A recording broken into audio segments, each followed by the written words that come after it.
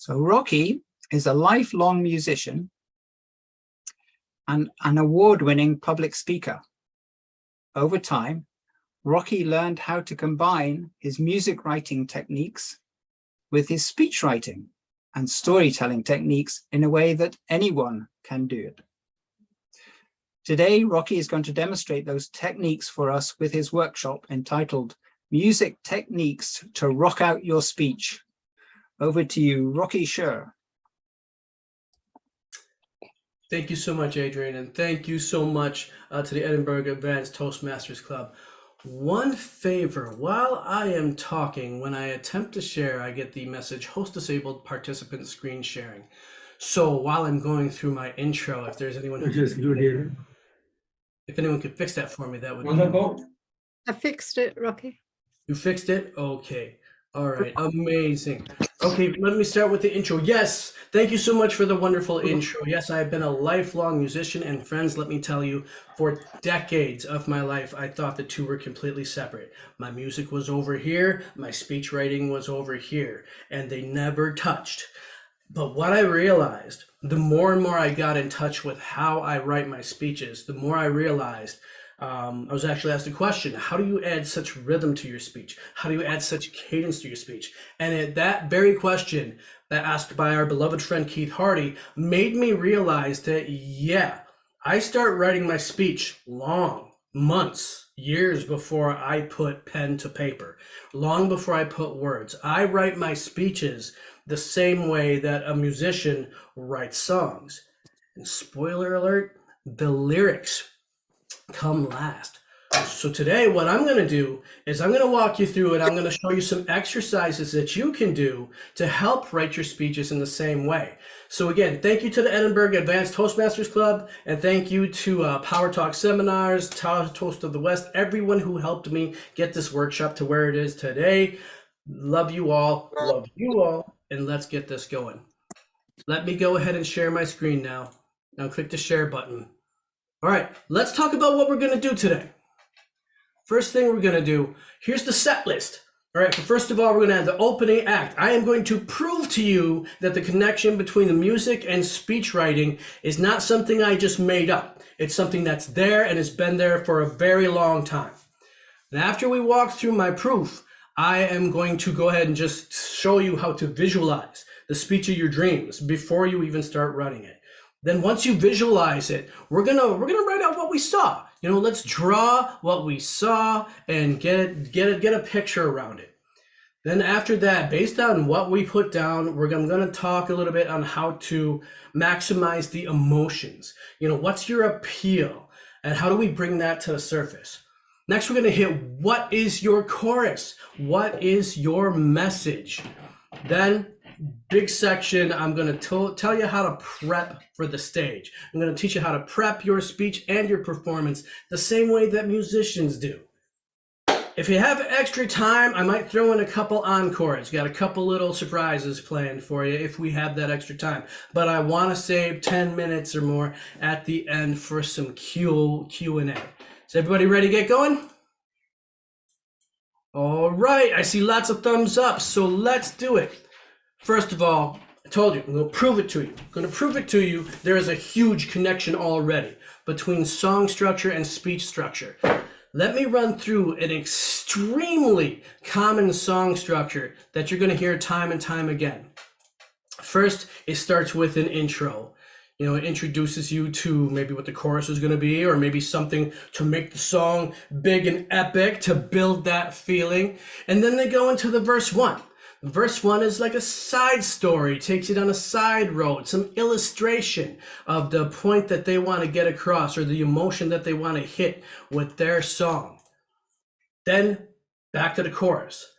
They do a chorus and you recognize the chorus because they always do it the same. Once they do the chorus, we're over to verse 2, another illustration, another side road on this musical journey. Bam, right back to the chorus. Then we do something a little bit different. Maybe they do a third verse, verse number 3, or maybe they do a bridge, What is a bridge? A bridge is something different, a twist, a personal touch, something that they do to put that song together. Now just give the song a little bit of a different appeal. Finally, they hit the chorus again, make sure that hook is stuck in your head, and then they do something of an outro. What I'm going to do... What's this brisky waffling about? Yeah. So I am going to, what I'm going to do is this, by the way, this is half a musical lecture and this is half a musical performance. So I'm going to show you a little bit about what this looks like. So is that intro? Shut the fuck up.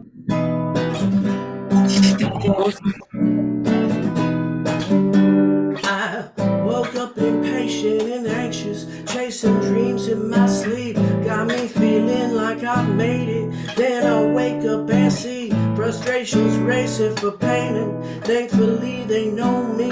Can't get enough of the paper. Can't get enough. I know you love it, baby, 'cause I'm a risk. But if you put it on me, I'm gonna win. And if you give it to me, I won't forget. When I'm a legend, baby, we're all rich. I need you to know it's under control. I got it. And as it unfolds, I got you a promise I'm on it. I can't help but feel like I'm wasting precious time in my life. Got me there are times I think I'm too nice. I know I'm destined for greatness. Forget a critic's advice. They hate me 'cause I'm a player. They hate me 'cause I know you love it, baby, 'cause I'm a risk. But if you put it on me, I'm gonna win. And if you give it to me, I won't forget. When I'm a legend, baby. Hello, excuse me. I'm rich. I need you to know it's under control. I've got it. And as it unfolds, I got you a promise I'm on it.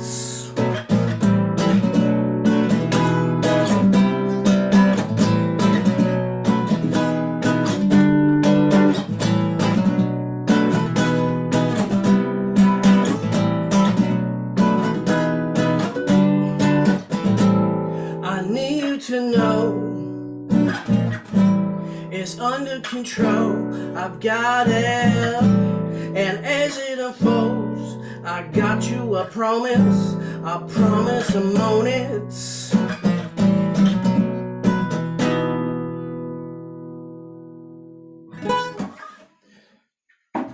That was a song by a band called The Internet. The song is called Under Control. And if you can hear the chorus, it's under control. Always pure and simple. I should have stopped sharing when I played that song to give you a little more view of it, but lesson learned for the next song I play. So since I'm still sharing, let me go ahead and go down how that compares to a common speech structure. What I just did repeats itself over and over again with the vast majority of speeches that we hear. For example, we have an intro. An intro can be done in a number of ways. We could either, boom, tell you what we're talking about, introduce that message, or maybe if there's a story involved, we jump into that story to make it a bit more epic. Same strategy, same way we start a song. Verse 1, we take a side road. We illustrate the message. We give some further detail, some further illustration. We go down the road for our story to giving them details that really support our message. Then what do we go back to? Our chorus. We repeat our message. What we can learn from music is, remember that song. Every time I said, it's under control, I got it, it was always the same. So in your speech, every time you give your message, give it consistently. If you say your message 5 different ways, you run the risk of your audience hearing 5 different things. So be consistent and repetitious with what your message is. Boom. Verse 2, another illustration, another side story or chapter of one story. Back to the chorus. Keep pounding in that chorus. The twist. All right. Just like a song can have a bridge, something played a little bit differently, it's time to put a twist on your speech. Maybe it's a surprise. Maybe it's an informational speech you're giving, but it's time to get personal. Do something near the end of your speech where it really brings it to life. You know, it really changes what they're hearing and what they're experiencing. And then, chorus, repeat that message one more time. And then we get to our conclusion, which is basically our outro. So again, I hope I have proven not only is the connection between songwriting and speech writing very much there, but it's been there for a very long time. Before I go to my next section, I see one hand up. Is there a question? Can I take that question? Yeah. My question is, your singing is shit, but you can.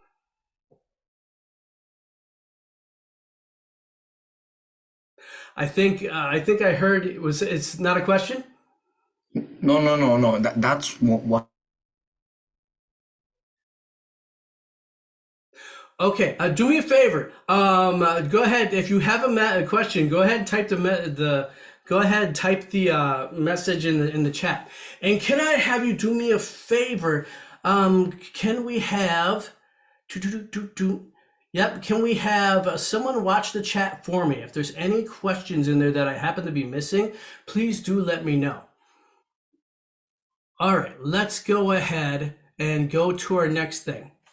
So now what I want you to do is I want you to daydream with me for a little while. What we're going to do is I want you to visualize yourself giving your speech of your dreams. That's right, friends. If you never dream about your speech, how can you give the speech of your dreams? So just for a moment, picture yourself giving your masterpiece. If you're into speech contests, picture yourself giving that speech that wins you the world championship of public speaking.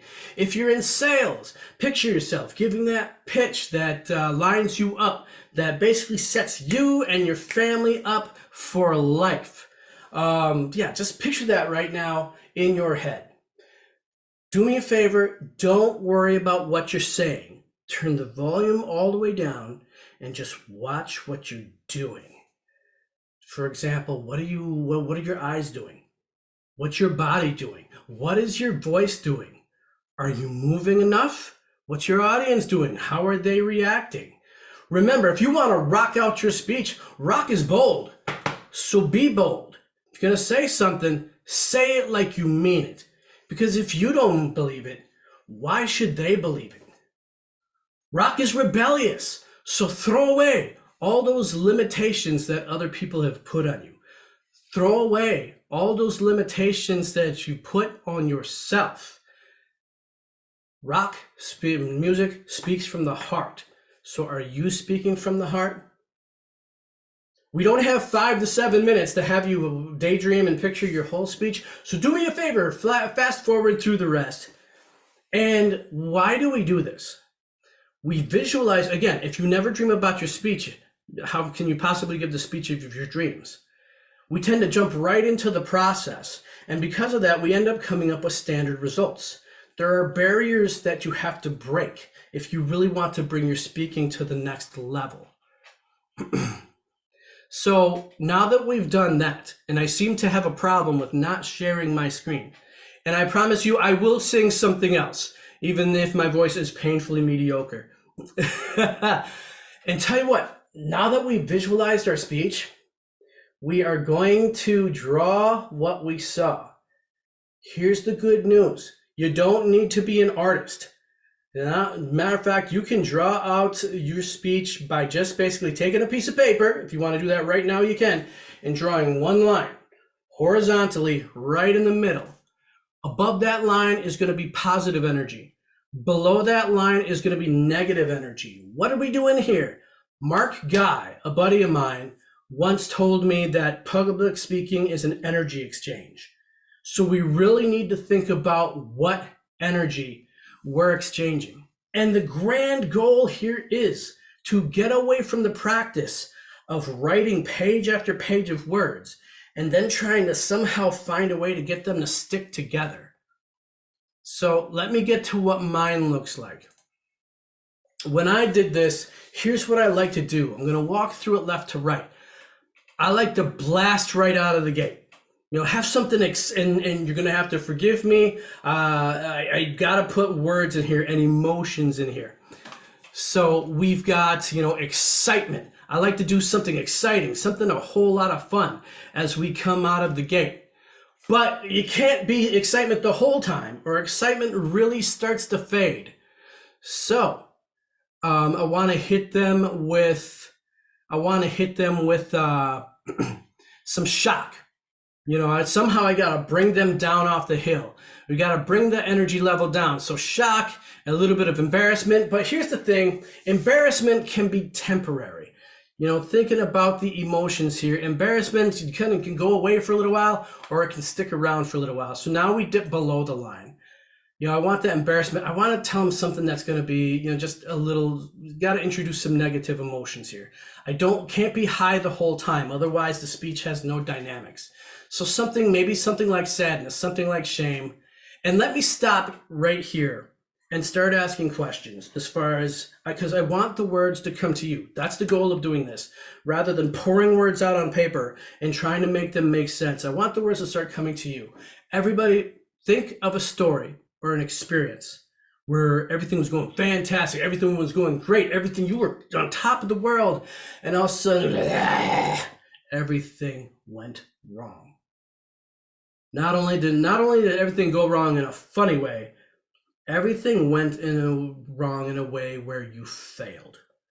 You absolutely failed, and it's something that just kind of stuck with you.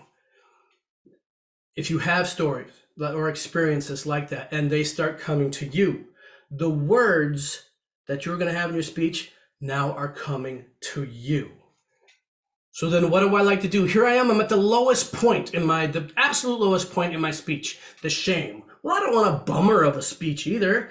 I don't want to bum people out. I got to build them back up. How can I do that? Well, with humor. All right, we've done the shame thing. We beat up on ourselves. Now let's crack some jokes. Let's make a little fun of our situation to pull ourselves out of that rut. All right, so we're back above the line. But now we got to fix it. Jokes aren't going to do them by themselves. So I have to reintroduce the conflict. I messed up back here. Somehow I have to fix it. So I reintroduce the conflict, but I'm in negative territory again. So I want to bring them back up above the line. And how do I do that? With the message, with the plan. Something went wrong. How do I make it right? Something broke. How do I fix it? Then we get into our plan. Plan doesn't go right the first time, but then I really want to finish a speech in a fun way till I get either I or someone else gets our victory, and then fade out on a positive note and reinforce the message. That was a lot. So let me sum up the point of why I do this. Again, we have this as a structure to our speech.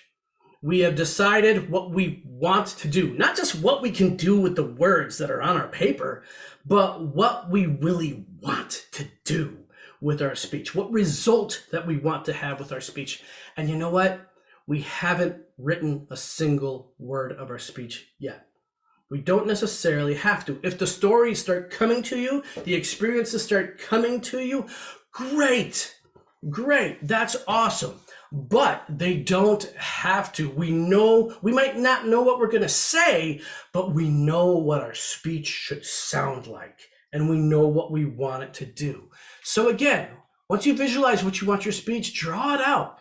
Draw it out so you have a plan, and then you can reflect on everything that you know and everything that's happened to you to really start saying, okay, this is what I want to talk about. This is what I have in my arsenal that really fits this. And I went too far, so let me stop sharing.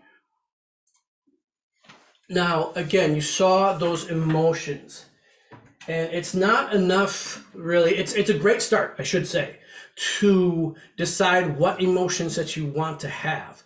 But you really want to make sure that your emotions rise to the top. So I want you to think about what your appeal is. For example, when I'm talking about my plan, I might get my appeal is very logical. Okay, I'm going to do this, I'm going to do this, this is how it's going to work, this is how it's going to work. But when it comes to where I succeed and where I fail, I want to have very much an emotional appeal. So when you want emotional appeal, you want to use very emotional words. If you like something, they'll say, oh, that's great, that's good, that's super. And they'll say, I love this. That means the world to me. Or if something doesn't mean the world, if something depresses you, again, make sure you're using that emotional language.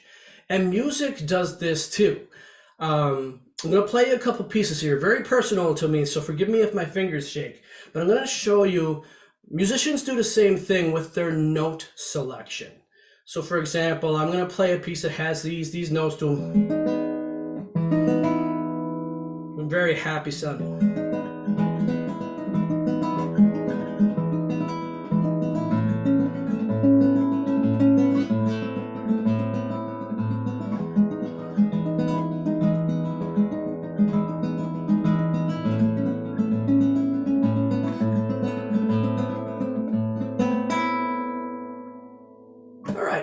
Pretty much a happy little ditty there. Maybe a little whimsical at the tail end, but for the most part, happy notes. But you know what? I like to watch horror movies. I like to watch scary movies. I don't want my stuff happy all the time. I want to sing about dark, depressing stuff sometimes.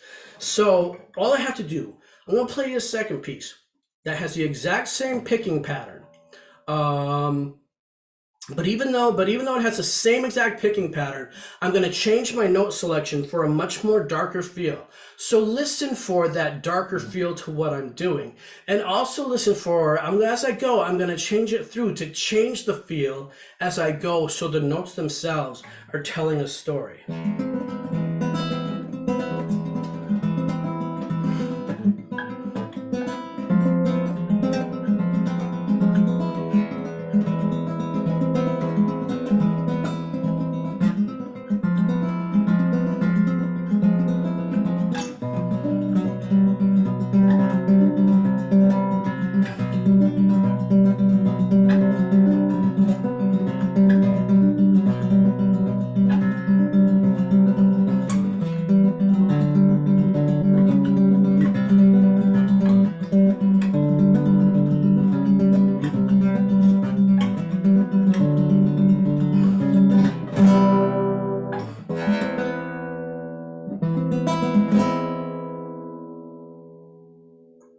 Did you hear the difference? Even though it was the same picking technique, I still, accomplished different feels. So the way we translate from music into our speech writing is, if you're in a very excited mood, use very exciting words and speak in real time. Excitement is a very fast emotion. Oh my God, we're going to the buffet tonight. I want pizza, I want fries, I want burgers, I want chow mein. We're going to have it all. So excitement has a very fast versus, I just lost my job. What am I going to do? That's a very slow emotion. So this one goes out to all of our experienced speakers. Yep, you're good. You're good. But there's a curse that goes along with that. It means you go into every speech and you try to put on a showcase. I'm going to put on the best performance ever. And sometimes we forget to keep it human. I've been playing guitar for 30 years, and let's see if I'm nervous enough to play this right. But, when I want to play things that make it look like I've been playing for 30 years. So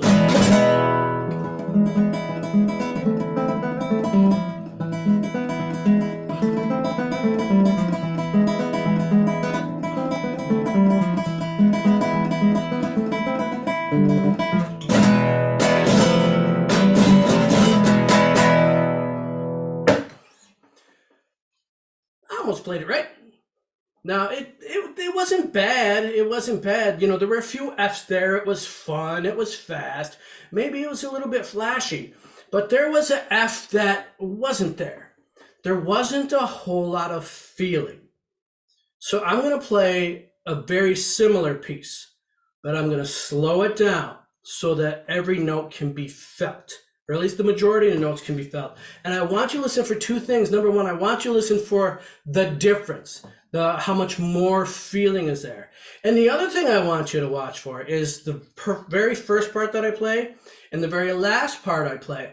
I want you to listen for how I vary the speeds. I fluctuate the speed as I play. And after the piece, I'll tell you why that's important. So.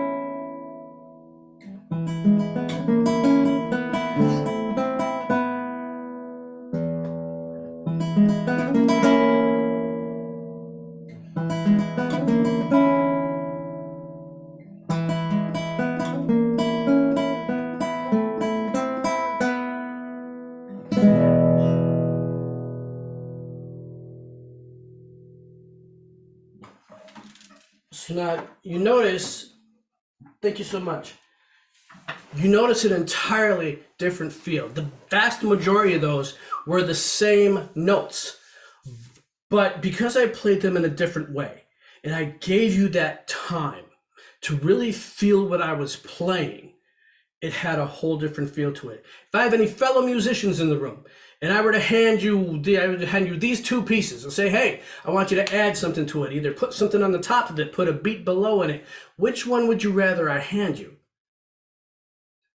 I'm guessing the vast majority would want number two because there's so much room to add things in. And when you're giving a speech, you want people's brains to do something with what you're giving them. So give them the space to feel things, give them the space to digest, and give them the time to really think through what it is that you're presenting to them. Let me move on, and I will share again. It's time for a pop quiz. Enough of me. I want to hear some of you. Anyone who wants to answer can come off mute, or you can pop it in the chat. What is your chorus?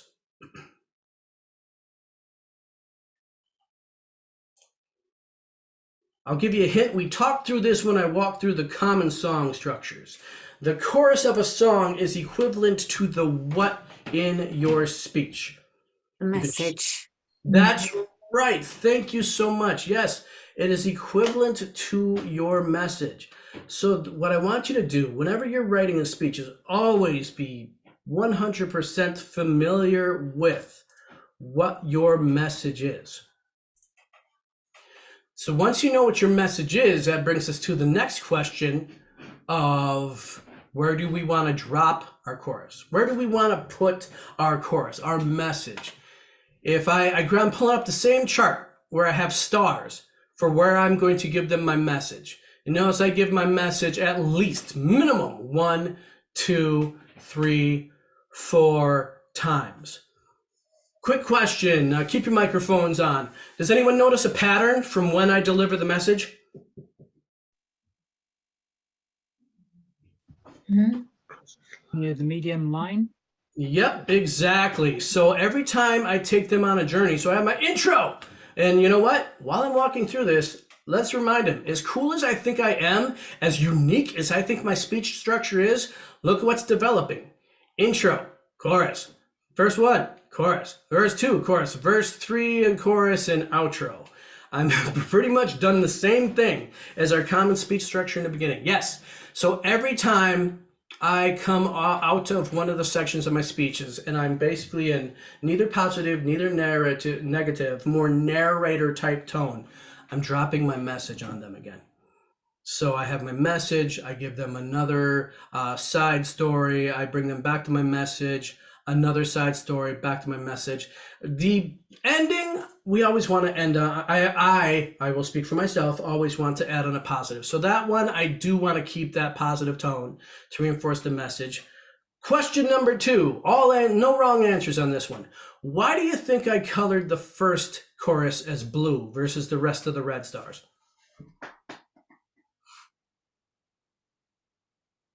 You have to take them down before you can bring them back up.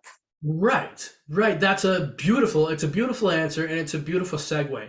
Because I'm taking them down, again, my message is a positive thing in and of itself. But because I'm going down before I can take them up, what a wonderful answer, I'm foreshadowing the message. So, and that's what I want you to do with your speeches. If your message, if your advice, your tips, or are something that can fix something for them, then talk about what broke. If this message that you're giving, if your victory at the end is somewhere where you succeeded, then I want you to tell them how you failed. And this is a great way to foreshadow the message, so really when you do bring up the message, it comes right on time. So you're establishing a need. This went terribly wrong. Why? Well, because I didn't know then what I know now. So it's okay to foreshadow your message. Next I think I'm going to go into looking to see how much time I have. I think I'm doing pretty good. The next part I want to go to is really teaching you how to prep for the stage. Preps for the stage. Rocky, what are you talking about? Well, as a musician, especially when you're in a band, prep comes in 3 layers. And these same 3 layers can be applied to doing your speech. Those 3 layers are learn your parts, rehearsal, and the show. Let me see what slide is next. Okay, we're not there yet. All right, so let me go ahead and stop sharing so you can see me. Okay, first of all, before any of my guys, before any of my other bandmates come to the studio so we can rehearse, there's one thing I want you to know, I want them all to know their parts. Let me ask you a question. How many people in this room have thought, I need to practice my speech today, but I don't have 5 to 7 minutes alone. I can't practice my speech today. How many people have ever said that to themselves? And basically that's not true. You always have time to practice your speech if you practice your parts. For example, if you had the message of your speech, if you had what people like to call the foundational phrase, you can fire that off. You can fire that off all day. If you happen to have one particular paragraph that you're having trouble with, or maybe that is new and you're trying to figure out how to wordsmith it, you can work on that part. I strongly recommend if you have characters in your speech, maybe I have characters in my speech from down in southern U.S. and they talk with a little more the Texas southern drawl like this, then I invite you as you're riding the bus, driving your car, walking from place to place, however you get around, you see street signs, say that street sign in that voice. Got my ring lights here just trying to blind me this entire workshop. Use those voices. Why? so that when you're giving your performance or you're going to your rehearsal, you can throw those voices, you can throw those parts out just like that. The goal is by the time you get to rehearsal, when you do have that 5 to 7 minutes to spare, you know all your parts. At least you think you know all your parts. That's what rehearsal tests. So let's bring it to rehearsal.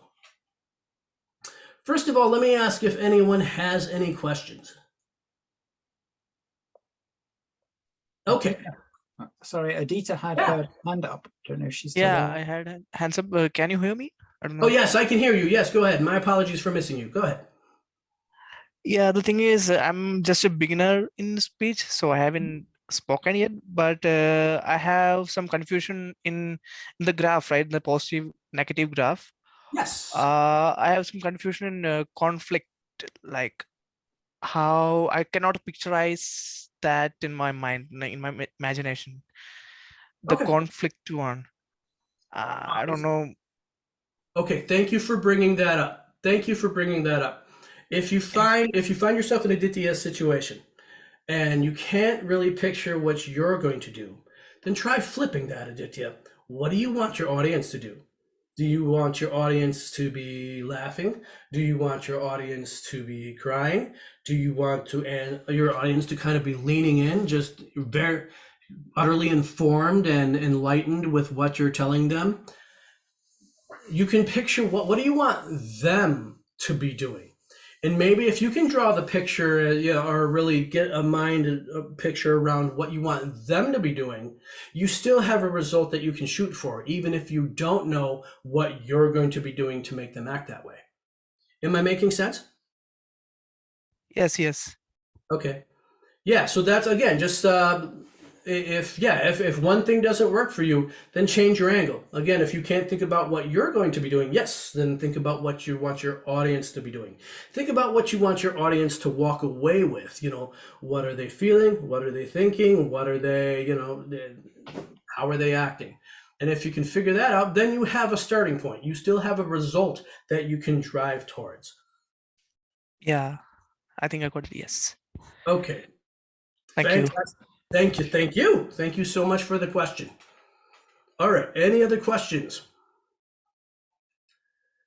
I have a question. Hello, Maura, yes. Hello. First of all, bravo for your songs. Thank you. The question that I have for you is that as an artist, as a musician, as a talent, as a person you are, when you are singing, there are different skills for speeches and you marry it to them together. So for instance, if you prepare your speech or your song and you need to feel your emotions of every part you give, Yes. and then bang, somebody ring you, told you your mother is very bad and you need to perform. So what is your mindset to overcome that? Like, for instance, you perform beautifully. I am amazed the courage that you have to show us how beautiful you sing, and you have your mindset as a speaker, as an artist. But how do you deal, for instance, if you are performing and then a news change, like bad news, for instance, all your emotions, how is your mindset to prepare to do what you were prepared for? Wonderful question. Yes. How do what is my mindset? No matter what happens, the biggest thing I've learned is that get in there and do it. Even this workshop, you notice that my fingers still shake. Something happened. I might have trouble with Eventbrite, even getting to this room. I have kids. I'm a married man. There's lots of things vying for my attention, and I can't control when they're going to strike. I could hear my uncle had a heart attack just last week, so that's still in the back of my mind. We can't control what happens to us. So let's control what we can, which is just hit my piano, get on to the other side of it. Something went wrong. Something really put me in a mood where I don't, maybe I feel less than ready to do this speech. I would say do the speech anyways. Get on the other side of it. Let me give you an example why. Is I have a part of speeches I write every now and then where I'm afraid I don't have to, I'm afraid I'm going to train wreck. I am afraid I'm going to break down crying when I talk about these vulnerable personal things. But how many times have we made up, have our fears not been really true? I don't really know if I'm going to train wreck. I don't really know. And the best thing we can say or do is something.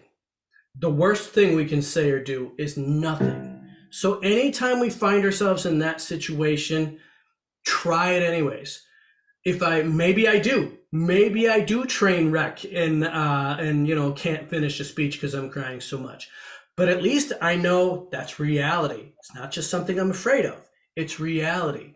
But if I get all the way through it and I didn't train wreck, I know I wasn't afraid of anything.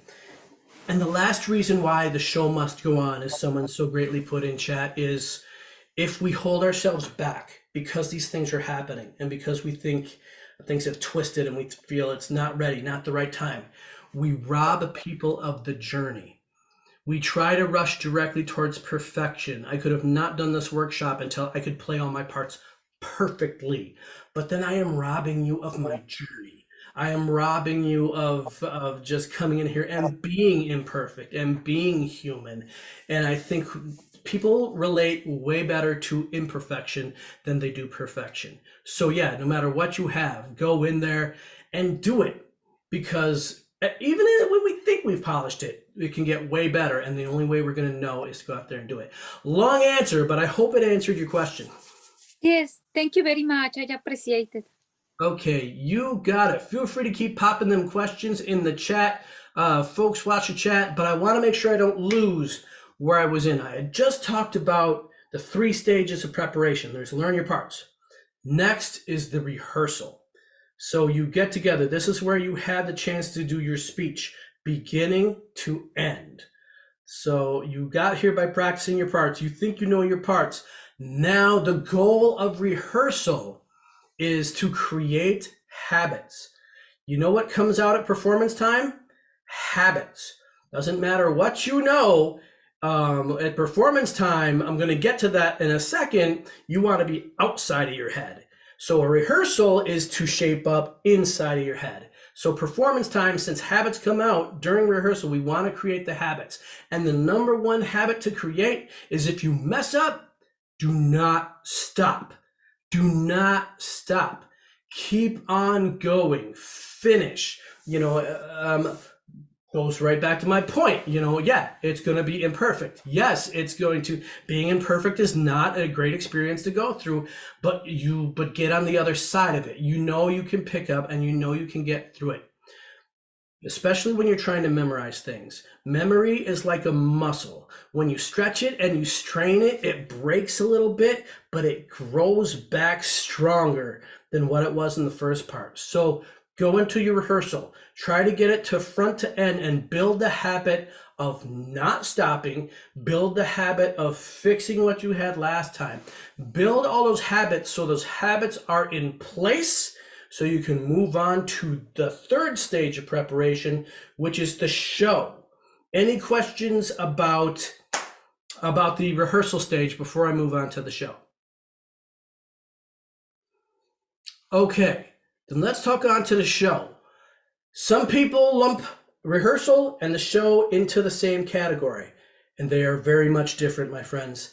Because like I said, when you are doing rehearsal, you're very much in your head. Okay, play this, say this, do that, move here, move there. Oh, I did that wrong. All right, so do this now. When you go to the show, you want to get outside of your head. The habits are already built in here. So when you're giving your speech, when you're putting on that performance, I want you to be reading the crowd. All right, that person likes it. That person likes it. That one, not so much. That person's nodding off. See if I can get their attention. Engage. So yes, so there's a huge difference between the show and rehearsal. When you put on your performance, I want you outside of your head.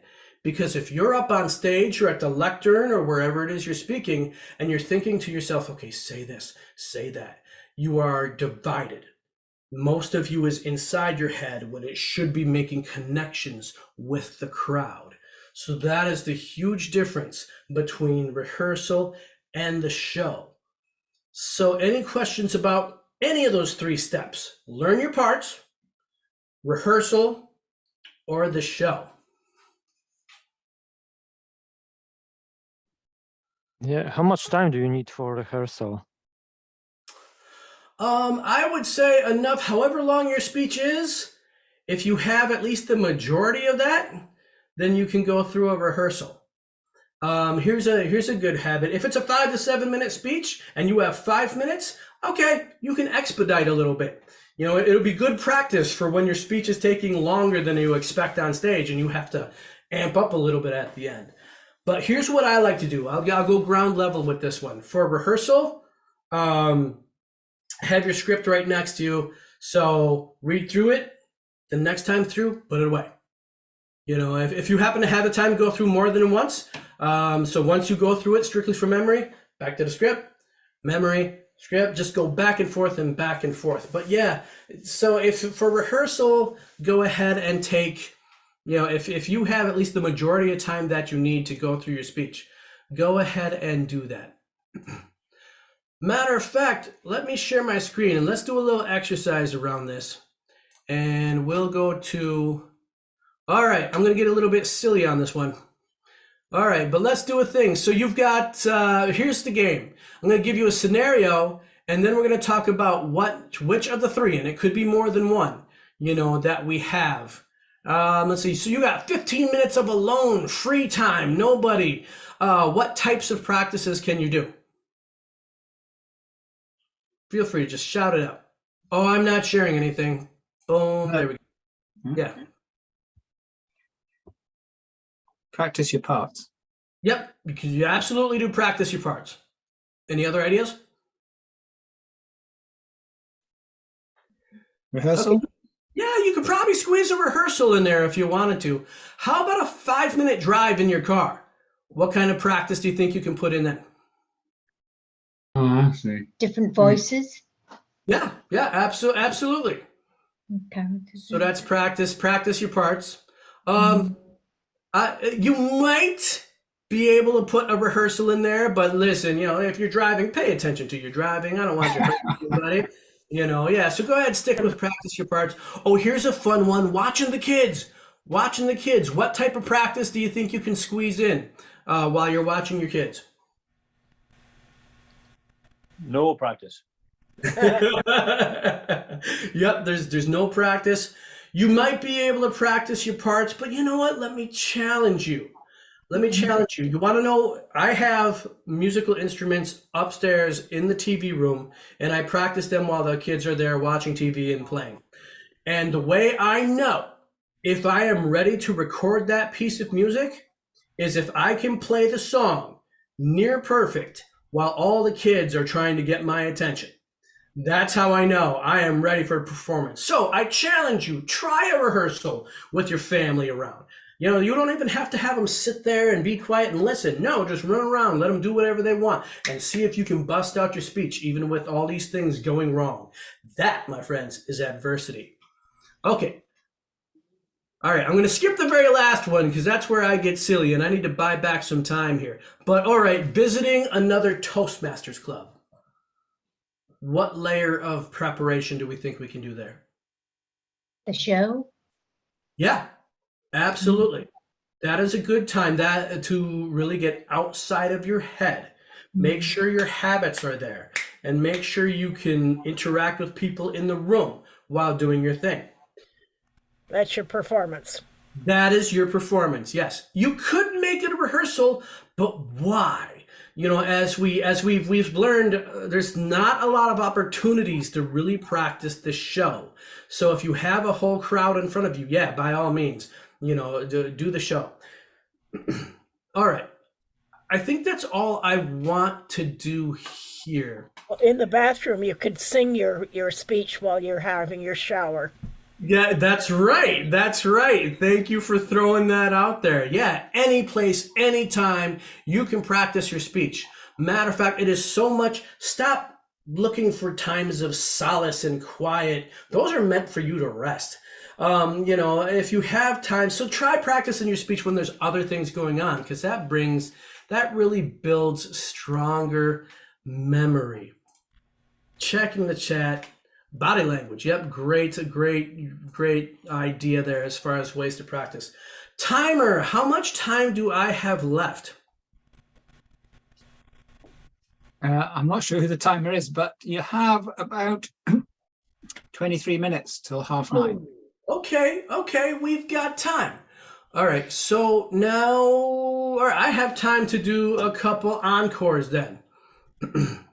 All right, so encore number 1, and I'm not sharing anything good because I have nothing left to share. You can put your attention on me.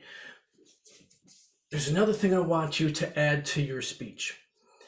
If anyone who's heard me talk before, anyone who's coached with me before knows that I love simplicity. Keep things simple, keep things understandable, keep things straightforward.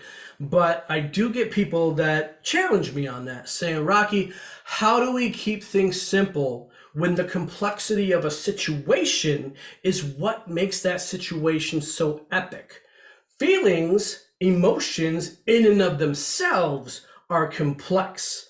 So how do we keep things simple when both sides of what we're talking through have such complexities?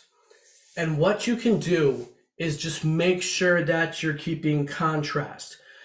When you're telling your story, when you're walking through the complexities of your story, the events, how it's unfolding, everything, keep your emotions on standby. Keep them on the back burner. When you get to those emotions, how you're feeling, how you're reacting, what's going on inside your head, keep the events of your story on the back burner. The goal is to make sure your audience only has to focus on one thing at a time, because if you're making them juggle, you're gonna lose them. I'm gonna play a musical piece. I should have mentioned at the beginning that I'm a goofy guy, I'm a silly guy, therefore I write silly and goofy songs. Okay, so this is a perfect example of that. This song is called Stalking Your Stove. And this song is about, while I don't know if I believe in love at first sight, I have fallen really hard for people that I've never seen when I smell what they're cooking. All right, so this is a song called Stalking Your Stove, and what I want you to watch for is when I'm singing, the music is dead simple. When I'm not singing, okay, now I can get complicated on what I'm playing. So let's start out. We're gonna do mid-pace. It's gonna be 2 simple chords or a variation of that. Dead simple. 1, 2, 3, 4.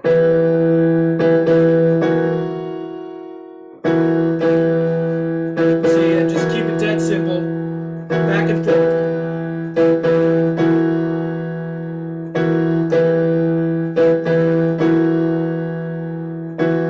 I'm hiding in your bushes. I'm gonna tip on these toes. I creep up in your back door. You're standing at the stove.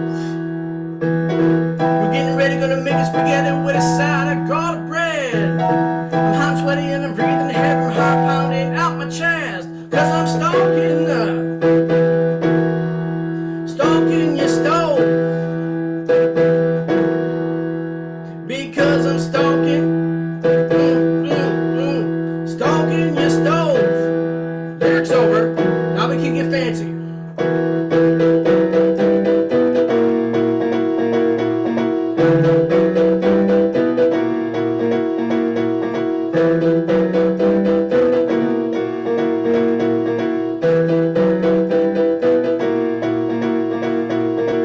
You're gonna need some noodles. Simple again. You're gonna need some salt. I can't sing this next line, or I'll get fired from my boss.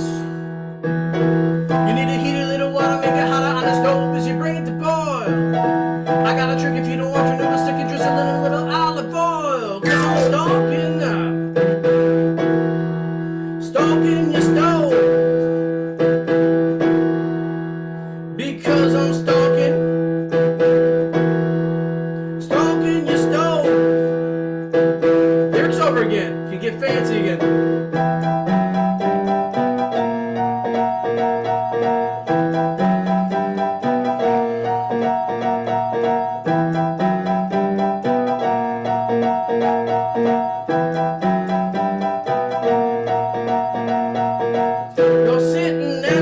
table.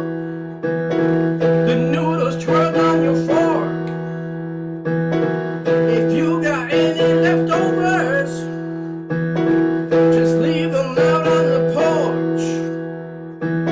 You got me waiting and anticipating and dribble down my jowls. I'll take the rest and just take a make a mess. Let me out a roll of paper towels. Stalking your stove. Because I'm stalking your stove.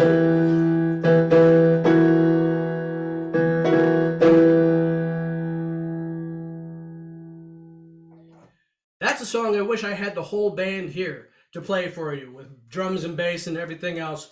And yeah, I told you things would get silly. So again, if you noticed, anytime I was singing, right back to those 2 chords. Keep it simple. All they have to focus on are my words. But when I go, I'm not singing anymore, well, now I can show off on the keys a little bit. You hear the same thing when it comes to guitar solos. Unless you're in like brutal death metal, like I listen to sometimes, you know, when someone's doing a guitar solo, everyone else just kind of fades in the background and lets the other person have the spotlight. Make sure the spotlight is always clear who it's on and only on one person. Any questions about contrast? All right, encore number 2. Number 2. Time for a quiz. Let's settle this debate once and for all. When the music is playing and it's got 4 beats to a measure, 1, 2, 3, 4, 1, 2, 3, 4. When do you clap? Do you clap on the 1 and the 3? 1, 2, 3, 4. Or do you clap on the 2 and the 4? 1, 2, 3, 4. Anyone want to shout out the answers? 2 and 4. 2. I hear 2 and 4. 1 and 3. Oh, it's 2 to 1 for 2 and 4. 2 and 4. 2 and 4. 2 and 4. 2 and 4. 2 and 4. Well, 1, 2, 3, 4. 1, 2, 3, 4. Absolutely. Okay, so we have a clear favorite, but the answer is it depends on what the song is driving you to do. I'm thinking if I'm trying to march you forward, 1, 2, 3, 4, we're moving forward. Yep, then it's okay. Then the emphasis is on the 1 and the 3. Yeah. Now, but if we're settling back in the groove, something you can dance to, now we're 2 and 4. 1, 2, 3, 4. So that's why people love 2 and 4 so much, because it settles into something. But it depends on what the song drives you to do. But here's the secret.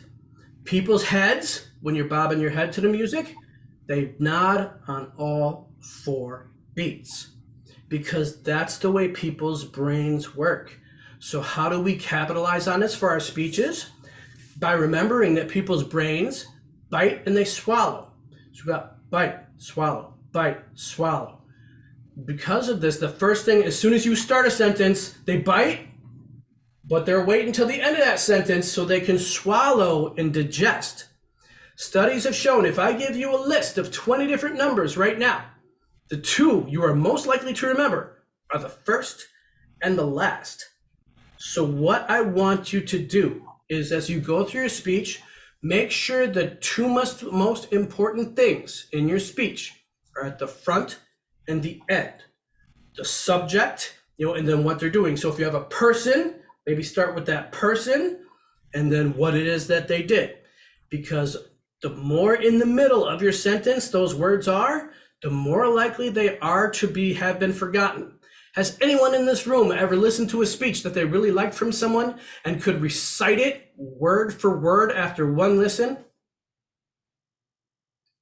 Yeah, there's proof of my point right there. Maybe we have someone in here with that brilliant mind in there who could do it, but most of us can't. It's because we remember what happened. We remember all the characters. Remember what all those characters did. But the stuff that was sandwiched in the middle, we forgot. Didn't make it. So again, I will repeat the advice, and then I think this is a good time for us to go to our Q&A session, which is front load the two most things in your sentence, because their brain and their head are bobbing on all 4 beats. Make sure you say your most important things at the first and last thing in each sentence in your speech, so that they're memorable and they're clear. I think that's it. I think it's actually time for me to go to our Q&A session. Give me time to go through this chat too and see all the beautiful things that I missed. My friends, are there any questions? I see Janet has a hand up. Janet, go ahead. Yes, thanks for this amazing workshop. You presented it really well, sang so well, and played so well for us. I wondered, with the new generation coming up, shall we say, do you focus on this type of approach with, say, people in youth speechcraft, where maybe you need to have something really engaging to draw them into to public speaking? Ooh, I never thought about that angle. Yes, it's certainly something we can use to bring, to bring the younger generation in. Where I thought you were going with that is, as far as the content goes, I think it applies to both old and new, because what we have to remember is words are always secondary. So the one thing I think applies to absolutely everybody is focus on what you're feeling first, and then shoot to make other people feel that way. Because think about how we communicate. I feel something, therefore I want to share it, so I have to translate it into language. Then I have to shout those language words over to someone else, who they have to interpret it. And then that translates into how they feel. Cut out the middleman. Rather than having your words do all the work, make sure you put those emotions first. So yes, on both points, yes, I think this is something I could offer to a younger audience at Toastmasters, but I hope the point is clear to everybody, which is have your emotions drive what you're saying versus random words that you're trying to squeeze together. Thank you so much. Thanks, Rocky, for that creative workshop. And I do believe, as for me, you've driven the point home to an older audience that I'm part of, but I also see the value to having this presented to youth. So I hope you go that route as well. Thank you for coming today. Back to you, Rocky. Thank you so much, Janet. Donald, do I see your hand up? Yes, Rocky. And again, thank you very much for a very interesting workshop. I was just getting slightly confused with your first encore, where you played the music and you made a very strong point about keeping it simple when you were singing, but then, taking the time to get a bit more flahulik, if you like, when you weren't singing. And I didn't fully understand how that translates to a speech. So could you just explain that a little bit more, please? Absolutely. I'll kind of walk it backwards, and thank you for that feedback, by the way. It's very useful. Again, make sure your audience only has to focus on one thing at a time. There's always 2 parts of a story. There's the events, and then there's how you're processing those events. So when you're telling your story, when you're telling the events, just focus on the events. This is going on, this is going on, this is going on. Once you go internal, and as far as your emotions during these events, keep the story on hold. Keep the story on hold. So build up to a certain point, and then, oh my God, how you're processing it. But once you're done telling them your emotions and really that part of you, you can get right back to the story. Does that help? Yeah, I think so. Yeah. Okay. Thank you. You're welcome. Anyone else? Yeah, I have a question, Rocky. Yes. For maybe myself and maybe other people who are not so vocally talented as you, what would be your advice to practice this vocal variety that definitely is very important for every speaker? Absolutely. Make sure you bring them in the now. Again, words are secondary, emotions are always primary. So if you're telling them a story, act through it, react through it, the way you would have as if you were experiencing at the time. So that way you're giving them something that they can relate to. I give them music to relate to. I can spur emotions with my music. But at the same time, if someone's not musical, you still have emotions. I'm not seeing any emotional devoid people in this room. You know, make sure you're showing them that emotion so that they can lock onto that. So even when your words don't work, they're still feeling what you're feeling. And that's how you can make sure, no matter how you express your emotions, artistically, or, you know, however you express them, people are picking them up. Does that help?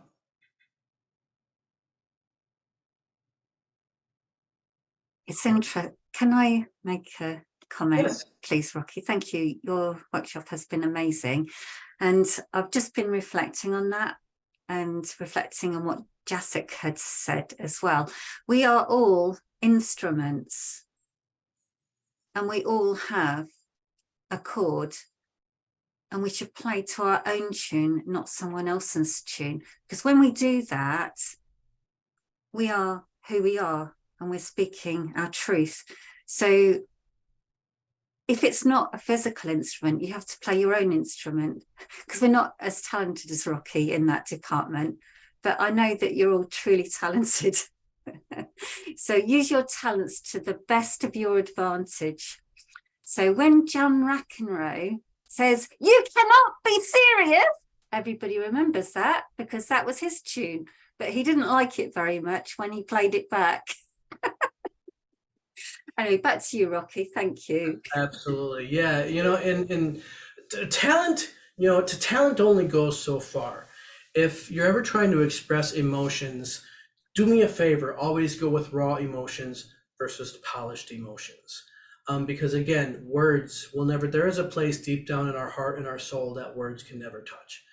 When I play music, I reach down to that area and it expresses things words just can't get to. So, no matter how, always hit people with raw emotions within reason. Yeah, you know, there's certain things you probably shouldn't say. But and the reason why is polish, trying to find the right words, and even worse, trying to be eloquent and finding a pretty way to say it, oftentimes just comes off.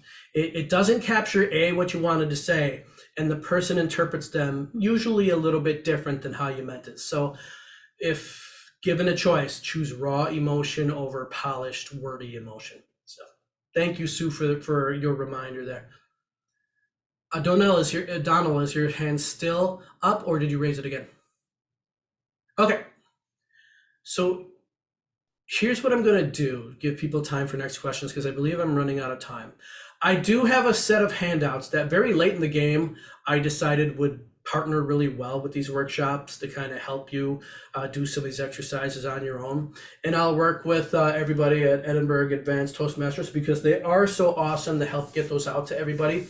But if you want to eliminate the middleman, feel free to go ahead and pop your email into the chat, and I will make sure to send those directly to you to make everyone's life a little bit easier.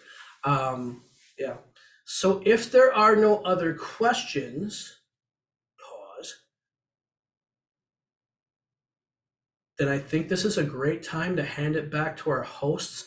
Thank you so much for letting me share my outlooks, my perspectives with you. Thank you so much for listening, for staying here, even if you could only make part of it. It means the world to me. I hope it made a difference for you. And I'll hand it back to our hosts who I worship the ground they walk on. They're absolutely amazing to me. And yeah, thank you so much for having me here. Rocky, that has been absolutely amazing. Can we give him a round of applause? Take yourself off mute and just give him a real clap.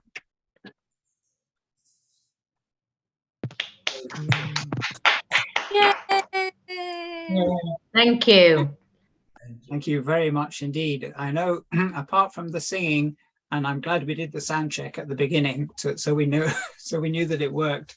I remember learn your parts, rehearse and start the show or give the performance, separate parts to that. And I like this point about learning your parts, where you have to remember this, you've got to know your speech, put it together in little sound bites and things, and then you get into the rehearsal and you put it all together. So that's really good. And then obviously you give the show at the end. Really, really amazing, Rocky. Thank you very much indeed for your time and your efforts.